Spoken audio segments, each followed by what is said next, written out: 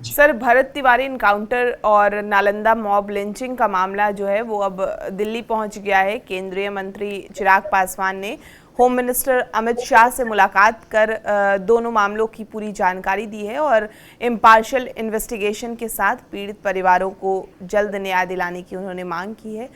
Bharat Tiwari encounter को लेकर बिहार में भी अगर हम देखें तो राजनीति गरमाई हुई है। मंत्री अशोक चौधरी ने एसटीएफ की कार्रवाई पर सवाल उठाते हुए पूछा कि जब इलाज कराने की बात थी तो फिर इनकाउंटर क्यों हुआ।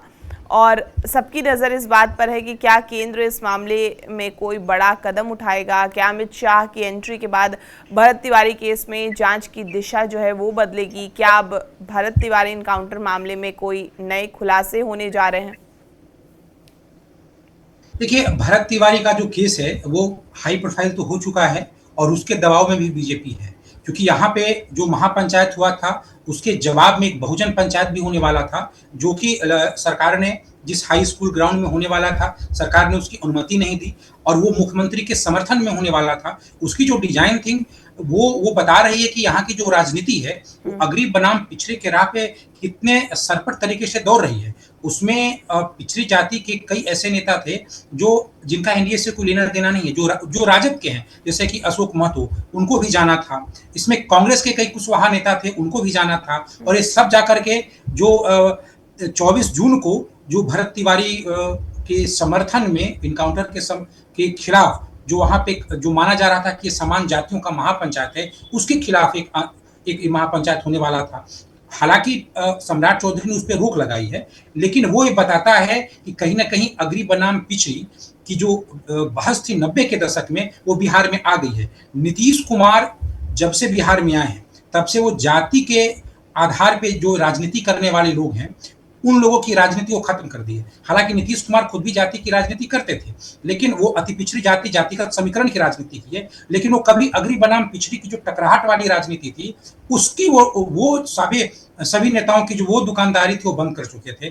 बीजेपी की सरकार बनी, सम्राट चौधरी आए, उसके बाद जिस तरीके से यहाँ पे अगरी बनाम पिछड़ी की बहस छिड़ी और ऊपर से भरत तिवारी का जो इनकाउंटर हुआ वो एक अलग दिशा में बिहार जा रहा था।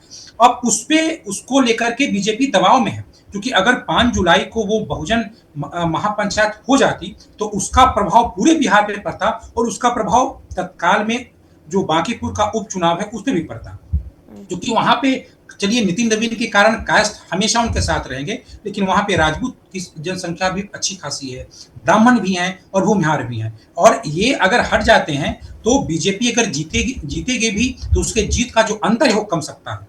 तो इसके कारण उसको टाल दिया गया। लेकिन अब दूसरी बात है, आपने जो अशोक चौधरी का नाम लिया, उसके बाद चिराग पासवान अमित शाह से भी मिले हैं। तो इस तरीके से जिस तरीके से घेराबंदी हुई है, पहले बीजेपी के जो सामान्य जाति के नेता थे वो पुलिस पे हमला कर रहे थे, पुलिस की टीम पे हमला कर रहे थे।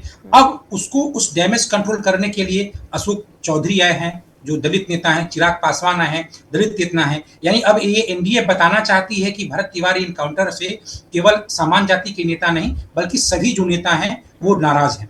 इससे वो जो तासीर है अगरी बनाम पिछड़ी का उसे डैमेज कंट्रोल करने की एक कवायद चल रही है। लेकिन देखिए, अमित शाह से चिराग पासवान मिले हैं। चिराग पासवान अभी नालंदा में झुनकिया बाबा मंदिर में चोरी के मामले में 2 पासवान युवक की मॉब लिंचिंग में हत्या की गई है, श्रवण पासवान और पिंटू पासवान, इन दोनों की पीट पीट के हत्या कर दी गई है। इसको लेकर के और भरत तिवारी को लेकर के चिराग पासवान अमित शाह से मिले हैं, तो उन्होंने एक संतुलित समीकरण बनाया। केवल भरत तिवारी को नहीं, पासवान समाज को जो मॉब लिंचिंग का जो शिकार हुआ है युवक, उनको लेकर के भी वो मिले हैं और इसकी उन्होंने मीडिया में जानकारी दी। चिराग पासवान फिर वहां जाके मिले, पीड़ित परिवार से मिले भी हैं, भरत तिवारी के भी मां से मिले हैं। लेकिन सबसे बड़ी बात यह है कि जिस डीएसपी राकेश कुमार पे जिस आरोप लग रहा है कि उनके कहने पे ही एसटीएफ गया और उनके व्हाट्सएप मैसेज के आधार पे ही एसएचओ ने गोली चलवाई, उनका पहले उनको हटाया गया था और उन्हें लाइन हाजिर किया गया था। सीमो में मुख्यमंत्री सचिवालय में वो थे, अब उनको मद्य निषेध विभाग में डीएसपी का पद दे दिया गया है। यानी कि लगता है कि सरकार उनसे नाराज नहीं है, क्योंकि उनका एक ट्रांसफर हो गया है। बिहार में अभी 54 डीएसपी का जो तबादला हुआ उनमें उनको एक अच्छा स्थान मिल चुका है। तो ऐसा तो नहीं लग रहा है कि डीएसपी से या पुलिस की कार्रवाई से मुख्यमंत्री नाराज है। क्योंकि अगर ऐसा होता तो जो डीएसपी पे आरोप लग रहा है, कम से कम मीडिया में उनको लेकर के तो आरोप है।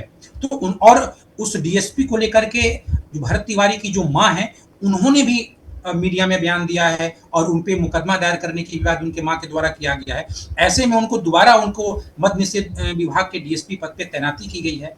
और ये जो राकेश कुमार हैं, ये 2007 में भी मुजफ्फरपुर में ये 3 लड़कों पे गोली चलवाए थे, वहाँ भी एनकाउंटर हुआ था, उसकी भी जाँच हुई थी। हालाँकि सीआईडी ने आगे चल के इनको क्लीन चिट दे दी और वहाँ से बच गए। मुझे लगता है कि वो उस एनकाउंटर में वो जो क्लीन चिट उनको मिल गई है स्टेट गवर्नमेंट के द्वारा या सीआईडी के द्वारा, उसका कॉन्फिडेंस इनको अभी तक है, जिसके कारण ये भरत तिवारी पे भी गोली चलवाए। तो इनको निश्चित तौर पे इन पे कार्रवाई होनी चाहिए थी, लेकिन जिस तरीके से इनका पोस्टिंग किया गया, ये तो नहीं लगता है कि इन पे कोई कार्रवाई हो रही है या पुलिस को लेकर के मुख्यमंत्री का क्या नजरिया है। तो अब देखने वाली बात है कि कैसे अगर अमित शाह आते हैं, अमित शाह क्या निर्देश देते हैं।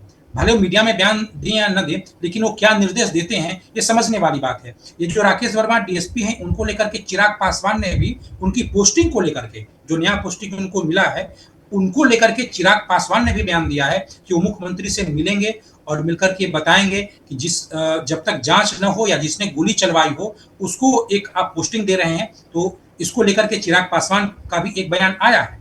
तो देखने वाली बात है कि किस रफ्तार में है। अब नया प्रयोग तो एक ही बचा है, सीबीआई जांच का। सीबीआई जांच का आदेश 2 तरीके से मिल सकता है, या तो स्वयं मुख्यमंत्री दें, क्योंकि स्टेट गवर्नमेंट देती है, या हाईकोर्ट भी कर सकती है। हाईकोर्ट में जो याचिका सुप्रीम कोर्ट में अधिवक्ता विशाल तिवारी का, वहां से जो खारिज किया गया है, अगर और उनको कहा गया कि वो हाईकोर्ट में जाएं, वो अगर आते हैं तो शायद हाईकोर्ट उस पर विचार करे या फिर स्वयं स्टेट गवर्नमेंट निर्णय ले। लेकिन ये आक्रोश है, ये जो आक्रोश है, ये सामान्य घटना नहीं है।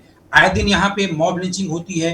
कल भी पुलिस ने इनकाउंटर की है, लेकिन वो इनकाउंटर में कोई हताहत मतलब किसी की जान नहीं गई है, लेकिन वो जो जिन व्यक्तियों पे गोली चलाया गया वो आपराधिक प्रवृत्ति के हैं, इसलिए कोई जन आक्रोश नहीं भरा है। लेकिन भरत तिवारी का मामला एक अलग है और सरकार उससे दबाव में है, और खासकर बांकीपुर इलेक्शन के कारण भी वो जो दबाव है वो दिख रहा है। बिल्कुल।